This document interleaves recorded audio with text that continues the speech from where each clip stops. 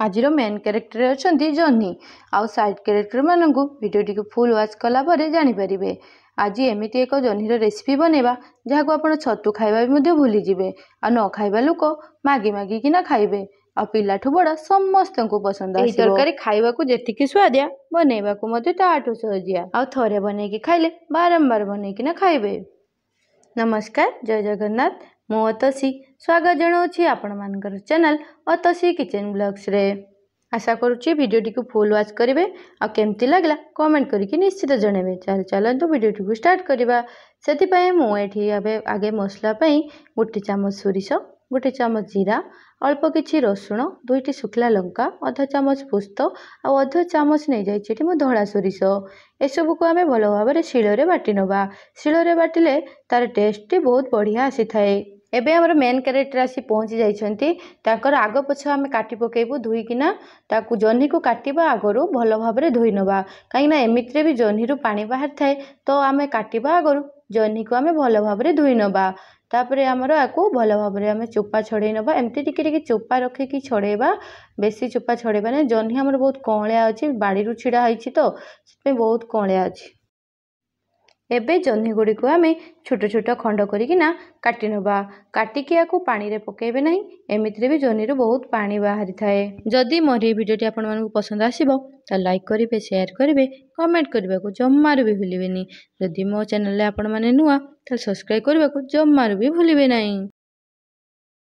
Bell icon को दबे देबे जहा द्वारा कि जे कोनोसी वीडियो मु छाड़ीबी तो सर्वप्रथम जाई आपण मानक पाखरे पहुंची जिवो।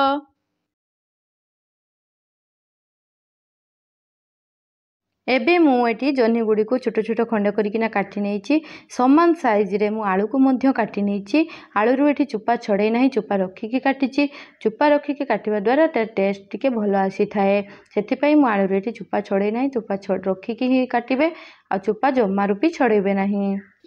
एबे सेथिरे देदेबा गोटे चामच हळदी गुंड, गोटे चामच लुण, गोटे चामच काश्मीरी लंका गुंड। मसला रे आमे लंका बाटीचे तो सेथिपई आमे टिके लंका दौना, राग लंका दौना, खाली कलर पई टिके लंका देइछि। तो आपण एठी बाटिकी रखिथिबा मसला को मध्य एथिरे देदेबा।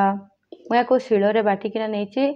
आपण मध्य शिଳରେ बाटिकी नवा पई चेष्टा करंतु। ग्राइंडर तो समस्त बाटिकी खाउछंती ना, तो तार टेस्ट टिके कमी जाई थाए। तो सेथिपई आपण टिके चाहिबे केमिति शिଳରେ टाकू टिके बाटिकिना ताकू रांधिबा। एबे एसबू को भल भाव गुड़ाई नहीं घोड़ाई रखीदबा 5 मिनिट पाई। एबे नबा गोटे कड़ई रे देदेबा सोरिष तेल। आपण एठी निहाती सोरिष तेल ही नेबे। सोरिष तेल रे तेल माने हमर टेस्ट रे टी भल आसी थाए। रिफाइन तेल जम्मार भी व्यवहार करिवे नहीं। एबे सेथिरे आमे बड़ी पकेइकिना ताकू भल भाव रे भाजी नबा।